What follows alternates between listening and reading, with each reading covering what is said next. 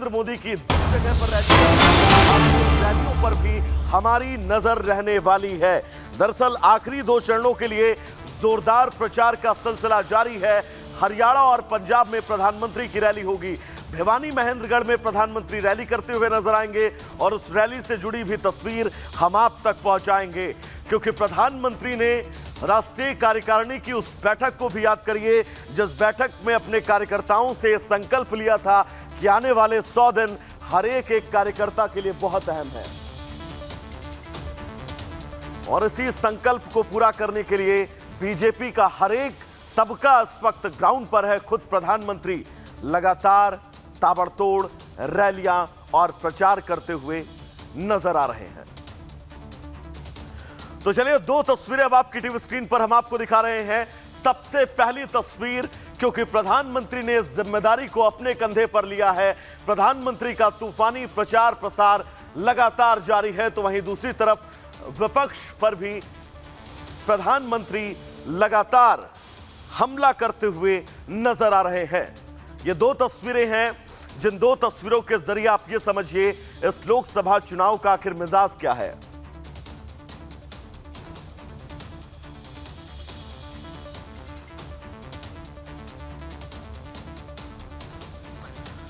तो ये बात हुई प्रधानमंत्री नरेंद्र मोदी की। अब हम 5 तस्वीरें आपको और दिखाने जा रहे हैं और इन 5 तस्वीरों के जरिए आप समझिए कि आखिर बाकी के जो नेता हैं वो चुनावी रण में आखिर कहां पर रहने वाले हैं। अमित शाह भी आज चुनावी प्रचार करते हुए आपको नजर आएंगे।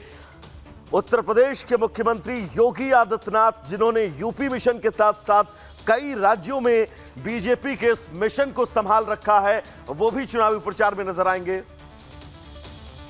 और ये 5 तस्वीरें जेपी नड्डा, राष्ट्रीय अध्यक्ष बीजेपी के, वो लगातार प्रचार प्रसार कर रहे हैं। उनके प्रचार प्रसार से जुड़ी एक तस्वीर हम आपको दिखाएंगे। तो वहीं विपक्ष के भी तमाम नेता जो इस वक्त ग्राउंड पर आपको नजर आ रहे हैं, उनके प्रचार प्रसार से जुड़ी भी तस्वीर आपको दिखाएंगे।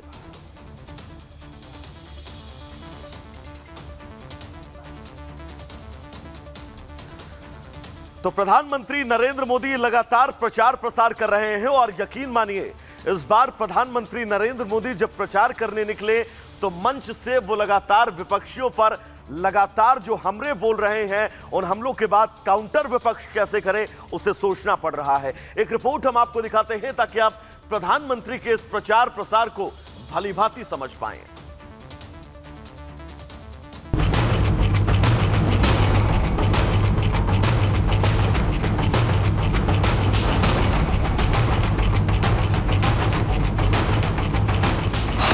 दो चरण बाकी, पिक्चर अभी बाकी। दिल्ली में जो लुटियन गैंग है, उसने इन गैर सांप्रदायिक लोगों की रक्षा करने में अपनी जिंदगी खपा दी। वार पलटवार, सियासी जंग जोरदार। इन भ्रष्टाचारियों की संपत्ति का एक्सरे अब मोदी करेगा। मुद्दों पर घेरेबंदी, जनता किसकी सुनेगी? शहजादा ने मान लिया है जो सिस्टम बना वो दलितों, पिछड़ों, आदिवासियों का घोर विरोधी रहा है। जीत की ललकार, फिर मोदी सरकार। फिर एक बार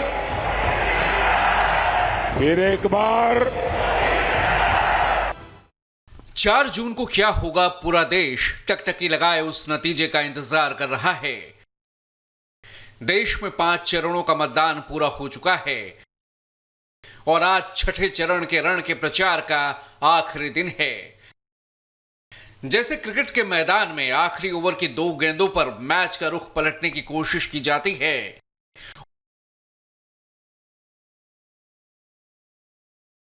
आखिरी 2 चरणों के लिए पक्ष और विपक्ष ने कमर कस ली है। जमकर सियासी वार पलटवार किए जा रहे हैं।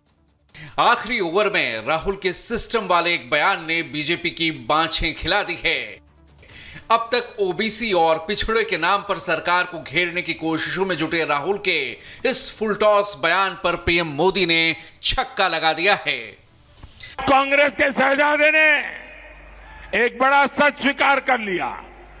शहजादा ने मान लिया है कि उनकी दादी उनके पिताजी, उनकी माताजी के समय जो सिस्टम बना वो दलितों, पिछड़ों, आदिवासियों का घोर विरोधी रहा है।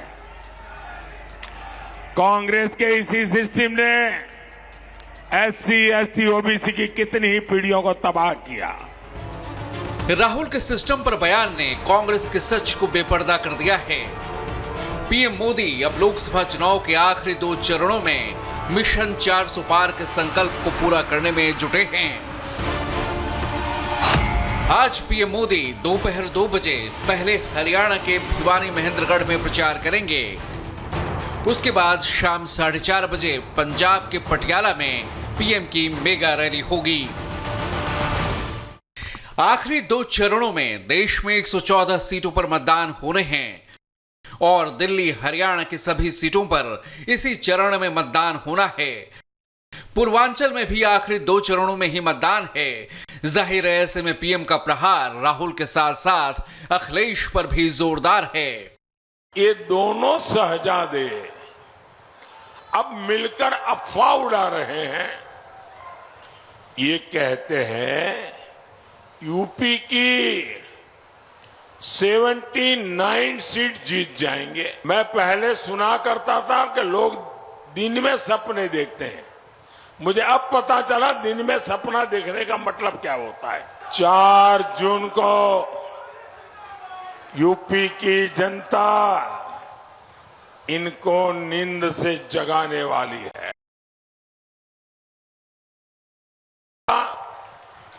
ईवीएम पर फोड़ेंगे। द्वारका की रैली में पीएम मोदी ने भ्रष्टाचारियों की संपत्ति के एक्सरे की बात कही। इन भ्रष्टाचारियों की संपत्ति का एक्सरे अब मोदी करेगा। शराब घोटाले की कमाई हो या फिर नेशनल हेराल्ड घोटाला हो, भ्रष्टाचारियों से पाई पाई वसूली जाएगी।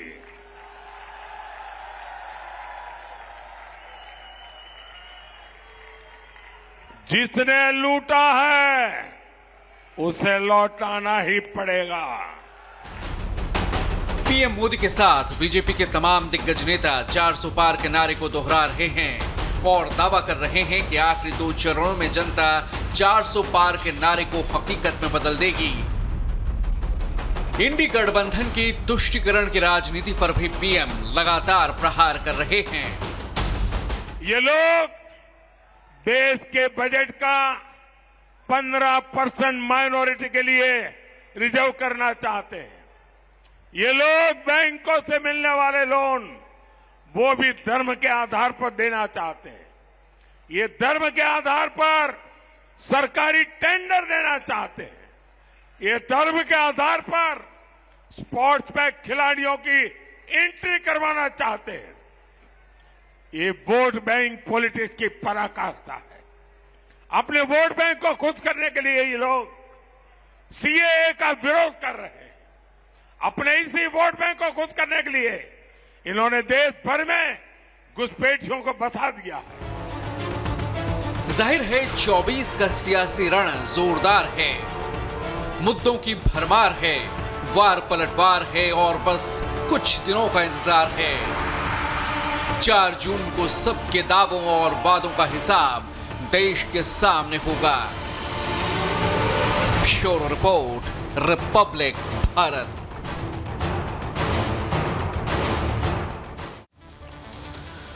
तो चले अब आगे बढ़ेंगे और बात Pune hit and run case की करेंगे। दरअसल इस केस में रईसजादे की मुश्किलें बढ़ती जा रही हैं क्योंकि कोर्ट ने उसकी जमानत रद्द कर दी है। तो वहीं दूसरी तरफ इस परिवार का अंडरवर्ल्ड से कनेक्शन भी सामने आ रहा है और वो कनेक्शन